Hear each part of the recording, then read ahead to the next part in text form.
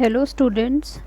हम decision making under uncertainty की बात कर रहे थे, जिसमें कि हमने दो मेथड्स पढ़ लिए थे। That was the criterion of pessimism and the criterion of optimism. आज हम बाकी बचे हुए क्राइटेरियंस पढ़ने वाले हैं डिसीजन मेकिंग अंडर अनसर्टेनिटी के बारे में। The third one is minimax regret criterion. इसको हम सेवेज क्राइटेरियन भी बोलते हैं। क्यों हम इसको सेवेज क्राइटेरियन बोलते हैं? बिकॉज इसको जिन्होंने डेवलप किया था उनका नाम था एल.जे. सेवेज। इसी वजह से हम इस क्राइटेरियन को सेवेज क्राइटेरियन भी बोलते हैं। एंड एक चीज़ और, आपके पास क्वेश्चन में रिग्रेट क्राइटेरियन लिखा है तो भी आपको यही यूज़ करना है। मिनिमैक्स रिग्रेट क्राइटेरियन यूज़ करने को बोला जाए तब भी आप यही यूज़ करोगे। और अगर आपसे मिनिमम रिग्रेट क्राइटेरियन यूज़ करने को बोला गया है तब भी आप सिर्फ और सिर्फ यही क्राइटेरिया यूज़ करोगे। मतलब कहीं पे भी आपको रिग्रेट का नाम दिख रहा है, चाहे वो मिनिमैक्स हो, चाहे वो मिनिमम रिग्रेट हो, चाहे वो सिर्फ और सिर्फ रिग्रेट हो, आपको यही वाला क्राइटेरियन यूज़ करना है और कोई रिग्रेट क्राइटेरिया आपके पास नहीं है। Let's start. यहाँ पे हम बेसिकली कर क्या रहे हैं, ये आपका बेस्ड होता है on the concept of regret, यानी कि on the concept of opportunity और लॉस की। एक बार जब डिसीजन ले लिया है कोई भी डिसीजन मेकर ने, तो उसको कितनी अपॉर्चुनिटी होगी उसके पास प्रॉफिट के लिए, या फिर अगर हम लॉस की बात करें तो कितनी उसके पास लॉस आएगी। तो यहाँ पे हम क्या चाहते हैं कि डिसीजन मेकर जो भी आपका है वो कुछ इस तरह से डिसीजन फाइनल चूज़ करे so that after the outcome जो भी रिज़ल्ट आता है उसके पास हमेशा मिनिमम से मिनिमम रिग्रेट हो। जैसे आप लाइफ में क्या करते हो, कोई भी डिसीजन लेते हो, आप ज़्यादातर दिमाग में यही सोच के कोई भी डिसीजन लोगे कि आगे चल के हमारे पास रिग्रेट्स ना रहें। तो वही चीज़ हमें यहाँ पे भी करनी है, और उसके लिए क्या स्टेप्स हमें फॉलो करने हैं वो मैं आपको बता देती हूँ। सबसे पहला स्टेप है हमारे पास determine the amount of regret corresponding to each alternative. यहाँ पे हमें क्या करना है, अब आपको पे ऑफ टेबल तो देखना आ ही गया है कि कहाँ पे आपके इवेंट्स लिखे हुए हैं एंड कहाँ पे आपके पास ऑल्टरनेटिव्स लिखे हुए हैं। तो सबसे पहले हमें क्या करना है, हर ऑल्टरनेटिव के लिए हम ऑल्टरनेटिव रोज में लिखते हैं, तो इसीलिए ith रिग्रेट, मतलब हर ऑल्टरनेटिव के लिए आपको रिग्रेट फाइंड करना है। अब रिग्रेट के हमारे पास दो फॉर्मूले होते हैं। एक फॉर्मूला होता है जब आपकी पे ऑफ वाली जो मैट्रिक्स है वो प्रॉफिट रिप्रेजेंट करती है, तो दूसरा फॉर्मूला है। और जब आपकी पे ऑफ मैट्रिक्स कॉस्ट या फिर लॉस रिप्रेजेंट करती है तो हमारे पास दूसरा फॉर्मूला है। दोनों के लिए ही हम एक एक एग्जाम्पल देखेंगे। सबसे पहले अगर हमारी पे ऑफ मैट्रिक्स प्रॉफिट रिप्रेजेंट कर रही है तो जो हमारा ith रिग्रेट होता है वो होता है मैक्सिमम माइनस ith पे of for the jth event. मतलब आपने क्या किया, आपने पहले इवेंट में देखा, पहले इवेंट में जो भी आपकी मैक्सिमम वैल्यू होगी आप बाकी सारे पे ऑफ्स को क्या करोगे, उसी मैक्सिमम वैल्यू में से सब्ट्रैक्ट करोगे। और यही चीज़ अगर आपकी कॉस्ट मैट्रिक्स होगी तो आप क्या करोगे, ith कॉस्ट में से मिनिमम माइनस करोगे। मतलब आपने क्या किया, एक इवेंट के लिए देखा कि आपको मिनिमम वैल्यू क्या मिल रही है एंड उस कॉलम के बाकी सारे ऑल्टरनेटिव्स में से आपने वही मिनिमम वैल्यू को सब्ट्रैक्ट किया। ये शायद ऐसे आपको ना समझ में आ रहा हो, अभी मैं एग्जाम्पल के थ्रू आपको बताऊंगी तो बेटर समझ में आएगा। देन सेकेंड स्टेप क्या होता है, determine the maximum regret for each alternative. यही जो हमने रिग्रेट्स फाइंड की हैं इसकी एक अलग हमारी टेबल बन जाएगी। तो हर ऑल्टरनेटिव के लिए हमें देखना है कि मैक्सिमम रिग्रेट कितना है। तो नया हमारा कॉलम क्या आएगा, मैक्सिमम रिग्रेट का कॉलम। उसके बाद select the alternative which corresponds to minimum of the calculated maximum regrets। सबसे पहले हमने क्या किया, हमने हर ऑल्टरनेटिव के लिए ith रिग्रेट फाइंड किया। देन एक नया कॉलम हमने बनाया जिसमें हमने क्या किया, हर ऑल्टरनेटिव के लिए मैक्सिमम रिग्रेट की वैल्यू लिखी। एंड अब जो आपका मैक्सिमम रिग्रेट वाला कॉलम था उसमें से हमें एक मिनिमम वैल्यू चूज़ करनी है, और वो मिनिमम रिग्रेट आपको जिस भी ऑल्टरनेटिव के अगेंस्ट मिल रही होगी वही आपका ऑप्टिमल डिसीजन हो जाएगा। इससे पहले कि आप लोग और कंफ्यूज हो जाओ, मैं आपको दो एग्जांपल्स के थ्रू ये दिखा देती हूँ। एक एग्जांपल हम लेंगे पे ऑफ, जहाँ पे आपका प्रॉफिट टेबल टेबल है, एंड एक एग्जांपल हम लेंगे जहाँ पे आपका पे ऑफ क्या रिप्रेजेंट कर रहा है, कॉस्ट या फिर लॉस। ओके, सो हम एक प्रॉफिट वाला एग्जाम्पल लेके चल रहे हैं। ये वही एग्जाम्पल है जो हमने criterion of optimism and criterion of pessimism में भी यूज़ किया था। बट यहाँ पे हमें क्या करना है, यहाँ पे हमें बेस्ट क्रॉप बताना है using the minimum regret criterion. अभी मैंने आपको बताया था आपके पास मिनिमम रिग्रेट लिखा हुआ है या फिर मिनिमैक्स रिग्रेट लिखा हुआ है या फिर सिर्फ और सिर्फ रिग्रेट क्राइटेरियन लिखा हुआ है। तीनों के लिए वर्किंग हमारी सेम है। तो सबसे पहला स्टेप, क्योंकि हम प्रॉफिट मैट्रिक्स की बात कर रहे हैं, तो यहाँ पे जो आपका ith रिग्रेट होगा उसका फॉर्मूला क्या हो जाएगा, मैक्सिमम पे ऑफ माइनस ith पे of for the jth event. बताया था मैंने, जब भी आपके पास प्रॉफिट मैट्रिक्स है आप ith रिग्रेट कैसे फाइंड करोगे, मैक्सिमम पे ऑफ में से आप ith पे ऑफ को सब्ट्रैक्ट करोगे। अब ये वर्किंग हमें कैसे करनी है वो मैं आपको बता देती हूँ। ये मैंने टेबल बनाई हुई है। क्या किया हमने, ऑल्टरनेटिव्स यहाँ लेफ़्ट में लिख लिए, क्रॉप ए, क्रॉप बी और क्रॉप सी, और यहाँ पे ऊपर क्या लिखा हुआ है, आपके इवेंट्स हाई, मीडियम और लो।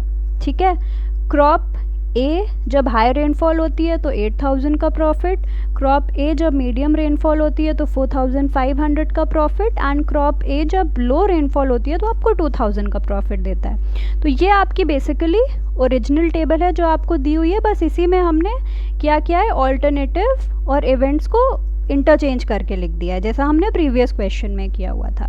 अब एक चीज़ जो आपको ध्यान रखना है वो क्या करना है, यहाँ पे जो आपको मैक्सिमम वैल्यू देखनी है वो किसकी देखनी है, इवेंट की मैक्सिमम वैल्यू देखनी है। पहला इवेंट आपका क्या है, हाई रेनफॉल, तो हाई रेनफॉल में मैक्सिमम वैल्यू आपको कहाँ मिल रही है, क्रॉप ए के लिए मिल रही है। तो यानी हाई रेनफॉल जब होगा आपको मैक्सिमम वैल्यू मिल रही है क्रॉप ए से, तो आपने यहाँ पे एक नया रो बनाया मैक्सिमम वैल्यू का और यहाँ हमने लिख लिया 8000। ऐसे ही जब मीडियम रेनफॉल होगी आपको मैक्सिमम वैल्यू कहाँ मिल रही है, क्रॉप सी पे, दैट इज़ 5000। तो अब आपकी मैक्सिमम वैल्यू हो गई 5000। ऐसे ही जब लो रेनफॉल है आपको मैक्सिमम वैल्यू कहाँ मिल रही है, 5000, that is for crop B. तो यहाँ पे आपने थर्ड इवेंट के नीचे लिख लिया वैल्यू 5000। ये था हमारा पहला काम। पहला स्टेप हमारा क्या था, जितने भी हमारे इवेंट्स हैं, इवेंट्स में से हर इवेंट के लिए हमें for every event check the maximum profit. हर इवेंट के लिए क्या किया हमने, मैक्सिमम प्रॉफिट देखा और उसको नीचे नोट डाउन कर लिया। ये था हमारा फर्स्ट स्टेप। सेकेंड स्टेप में हमें क्या करना होता है, हमें रिग्रेट अमाउंट कैलकुलेट करना होता है। रिग्रेट अमाउंट हम कैसे कैलकुलेट करेंगे, यही फॉर्मूला यूज़ करके जो अभी मैंने बताया था। ith रिग्रेट क्या हो जाएगा, मैक्सिमम पे ऑफ माइनस द ith पे ऑफ। एक बार आपने ये मैक्सिमम वैल्यू देखी कहाँ पे, इवेंट्स को यूज़ करके आपने मैक्सिमम वैल्यू देखी, बट अब जो हम रिग्रेट निकालेंगे वो हम ऑल्टरनेटिव्स के लिए निकालेंगे। जैसे फर्स्ट कॉलम के लिए आपकी मैक्सिमम वैल्यू कितनी थी, 8000 थी ना, तो अब आप फर्स्ट कॉलम के जो आपके एलिमेंट्स होंगे आप इसी मैक्सिमम वैल्यू में से एक एक करके पहले कॉलम के बाकी तीनों एलिमेंट्स को सब्ट्रैक्ट करके लिखोगे। जैसे पहली वैल्यू क्या हो जाएगी, maximum minus this ith value, तो 8000 माइनस 8000 दैट इज़ 0। इसी कॉलम की दूसरी वैल्यू 8000 माइनस 3500, तो ये आ जाएगी 4500। ऐसे ही फर्स्ट कॉलम की थर्ड वैल्यू 8000 माइनस 5000, ये हमें मिल जाएगी 3000। सेम चीज़ हम सेकंड कॉलम के लिए करेंगे। सेकंड कॉलम की मैक्सिमम वैल्यू थी 5000, तो आप एक एक करके दूसरे कॉलम की तीनों वैल्यूज़ को 5000 में से सब्ट्रैक्ट करोगे। 5000 minus 4500, 500, 5000 minus 4500 again 500, and 5000 minus 5000 we have 0। Same काम थर्ड कॉलम के लिए, 5000 minus 2000 3000, 5000 minus 5000 is 0 and 5000 minus 4000 is 1000. तो ये तो आ गए आपके रिग्रेट्स. अभी भी कन्फ्यूजन हो रहा हो, मैं एक बार और बता देती हूँ. सबसे पहले आप मैक्सिमम वैल्यू जो देखोगे वो अपने इवेंट्स के लिए देखोगे. इवेंट्स हमारे थे XYZ. पहले इवेंट की मैक्सिमम वैल्यू 8000, दूसरे इवेंट की मैक्सिमम वैल्यू 5000, तीसरे इवेंट की मैक्सिमम वैल्यू 5000. अब हम क्या करेंगे, रिग्रेट अमाउंट फाइंड करेंगे. रिग्रेट अमाउंट फाइंड करने के लिए हमने क्या किया, हर कॉलम के लिए जो मैक्सिमम वैल्यूज़ आई हुई हैं उसी कॉलम के आप बाकी एलिमेंट्स को इस मैक्सिमम वैल्यू में से सब्ट्रैक्ट कर दो. तो पहले में हमने 8000 से सारे एलिमेंट्स को सब्ट्रैक्ट करके लिखा, फिर हमने 5000 से सारे एलिमेंट्स को सब्ट्रैक्ट करके लिखा, और फिर हमने इस 5000 से सारे एलिमेंट्स को सब्ट्रैक्ट करके लिखा. एक बार आपने रिग्रेट फाइंड कर लिया, उसके बाद नेक्स्ट काम होता है हमारा मैक्सिमम रिग्रेट फाइंड करने का. मैक्सिमम रिग्रेट अब आप फाइंड करोगे किसके लिए, ऑल्टरनेटिव्स के लिए. मैक्सिमम वैल्यू आपने फाइंड करी for the events and maximum regret आप किसके लिए फाइंड करोगे, ऑल्टरनेटिव्स के लिए. बिकॉज इसी के बेसिस पे आप चूज़ करोगे कि आपको कौन सा ऑल्टरनेटिव ऑप्टिमल डिसीजन के लिए सिलेक्ट करना है.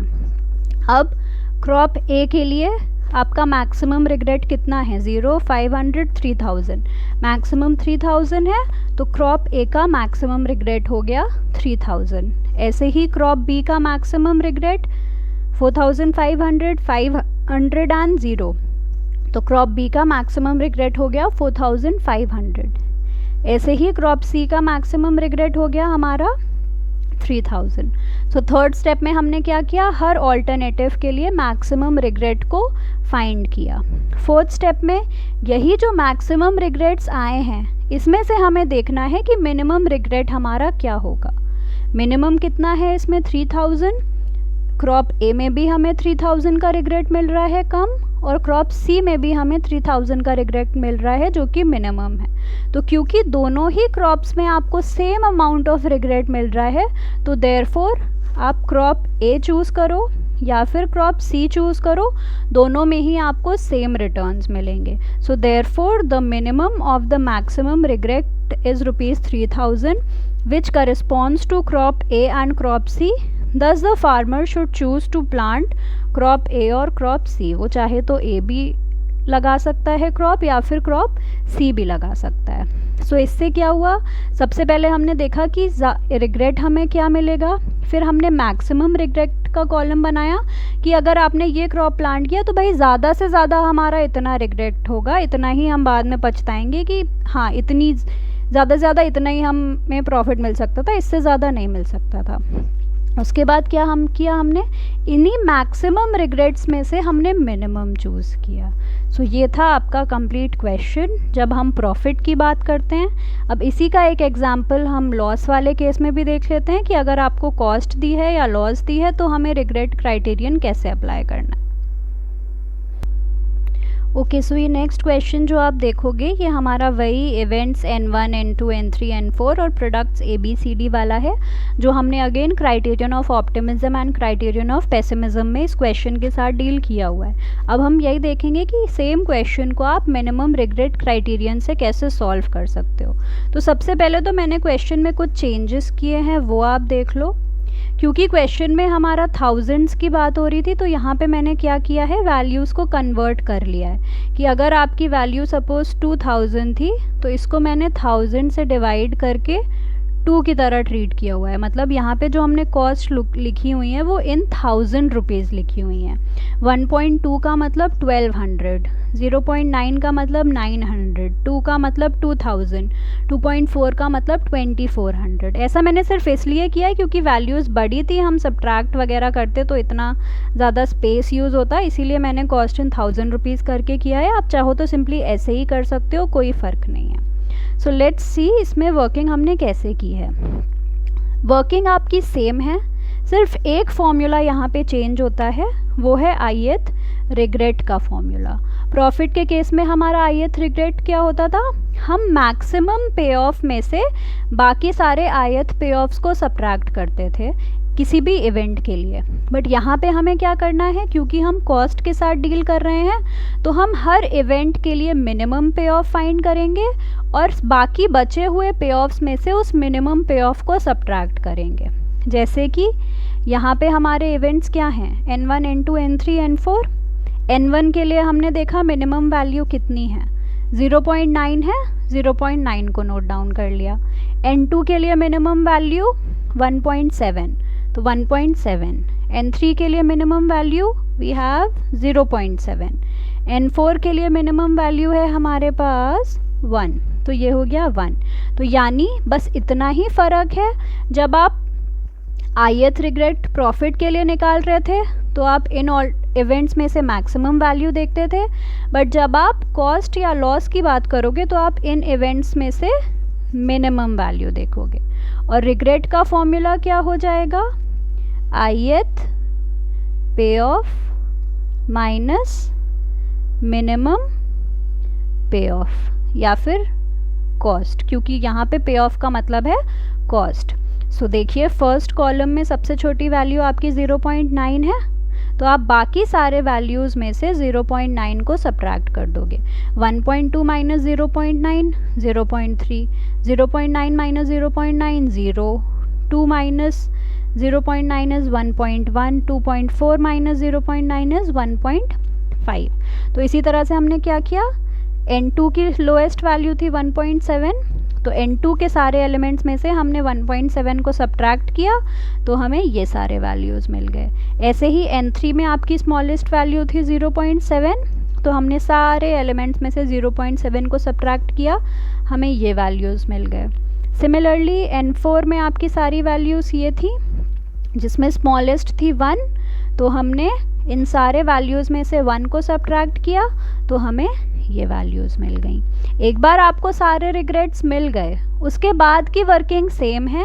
फिर से बता रही हूँ, प्रॉफिट टेबल और लॉस टेबल में बस इतना ही फ़र्क है कि आपका जो रिग्रेट का फॉर्मूला होता है वो चेंज हो जाता है। प्रॉफिट में आप हर इवेंट के लिए मैक्सिमम देखते हो, लॉस में या कॉस्ट में आप हर इवेंट के लिए मिनिमम वैल्यू देखते हो।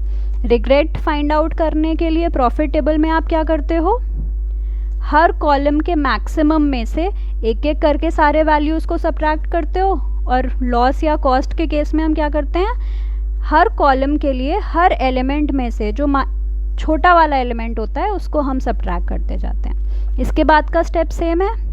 पहले ऑल्टरनेटिव के लिए मैक्सिमम रिग्रेट कितना है, 1। सेकेंड ऑल्टरनेटिव के लिए मैक्सिमम रिग्रेट 0.8, थर्ड ऑल्टरनेटिव के लिए मैक्सिमम रिग्रेट 1.6, फोर्थ ऑल्टरनेटिव के लिए मैक्सिमम रिग्रेट है 2.5। तो ये सारे आ गए हमारे मैक्सिमम रिग्रेट्स। अब इसी में से हमें कौन सा रिग्रेट चूज़ करना है, वो रिग्रेट जो कि सबसे कम हो। यहाँ पे मिनिमम रिग्रेट आपका 0.8 है, और 0.8 किसके अगेंस्ट मिला है हमें, बी के अगेंस्ट। तो क्योंकि प्रोडक्ट बी के अगेंस्ट हमें क्या मिला है, minimum of the maximum regrets, therefore इसी रिग्रेट के करस्पॉन्डिंग जो आपका प्रोडक्ट होगा वो सिलेक्ट हो जाएगा। So therefore the product B should be manufactured.